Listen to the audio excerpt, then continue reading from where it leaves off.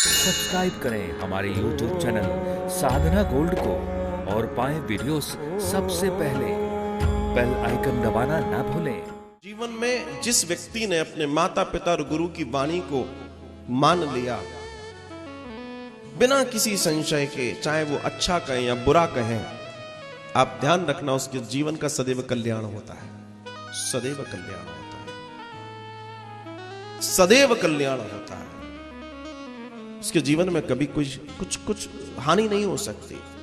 बच्चे हैं आप, युवा हैं आप, कोई भी हैं, जिन्होंने अपने माता पिता और गुरु की वाणी को अपने जीवन में उतारा है, वो हमेशा कल्याण के मार्ग को प्राप्त हुए।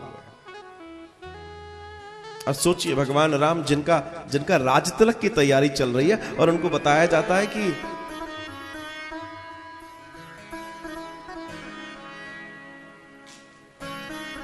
मान लीजिए आप यहां बैठे हैं, मैं एक छोटी सी बात बता रहा हूं आपको। जीवन में आप यहां बैठे हैं, आपको किसी का फोन आया, बोला कहां बैठे हो? बोला भक्ति निकेतन में कथा सुन रहे हैं। बोला कहां? नीचे बैठे, ऊपर बैठे? बोला नहीं कुर्सी पे बैठे। बोला एक मेरे लिए कर लेना प्लीज, मैं जल्दी पहुंच रहा हूं। जब तक बेचारा वो आया तब तक कोई और बैठ गया, किसी का वो तो है नहीं। लेकिन वो व्यक्ति आएगा, ठीक है, कथा के लिए, लेकिन अगर कुर्सी नहीं मिलेगी तो विचलित हो जाएगा। छोटी सी घटना बता रहा हूं आपको मैं। सोचो, जिस राजकुमार को ये मालूम हो मुझे भव्य भव्य राजपाट मिलने वाला है, जिस राजकुमार को ये मालूम हो और उसे ये बताया जाए कि बेटा कोई सोने का मुकुट नहीं, तुम्हें पर्ण कुटीरों में अपने 14 साल बिताने हैं, और वह कहता है जो आज्ञा, ये मेरे राम है। वो कहते हैं जो आज्ञा, ये मेरे राम है। सोचिए आप, जिसने उन लोगों को अपने साथ अपना बल बनाया जिनको कोई पूछता नहीं था, बानर भालू आदि इत्यादि। तो आनंद क्या हुआ?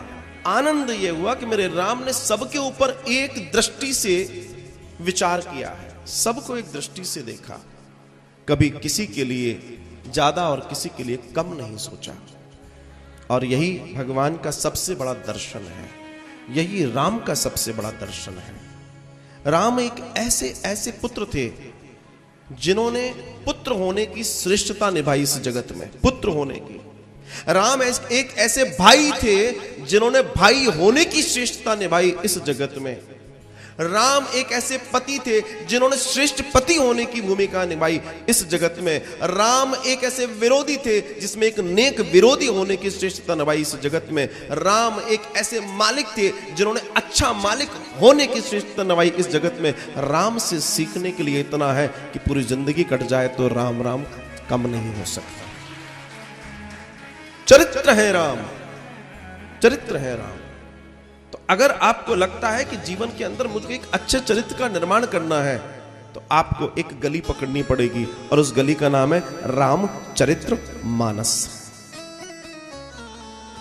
राम के चरित्र को अपने मानस में उतार लीजिए। रामायण, रामचरित मानस जो भी है, अगर आप इसको थोड़ा सा विस्तार से देखें तो जीवन को जीने की कला है ये। आज जो घरों की स्थिति है, जो गड़बड़ है, ये गड़बड़ें, जो जितनी भी गड़बड़ें दुनिया में हो रही हैं, इन सारी गड़बड़ के पीछे ये है कि रामचरित मानस नहीं है। जीवन में जब रामचरित मानस नहीं होगा, अर्थात भगवान का वो दिव्यता नहीं होगी, वो सब नहीं होगा, तो गड़बड़ हो जाएगी। आज समस्या यही है, चरित्र अपने मन से निर्माण कर रहे हैं हम, लेकिन राम के तरीके से चरित्र निर्माण हो तो जीवन का निर्माण है। राम के तरीके से चरित्र का निर्माण करने की विधा मैं चाहता हूं कि पैदा हो जाए।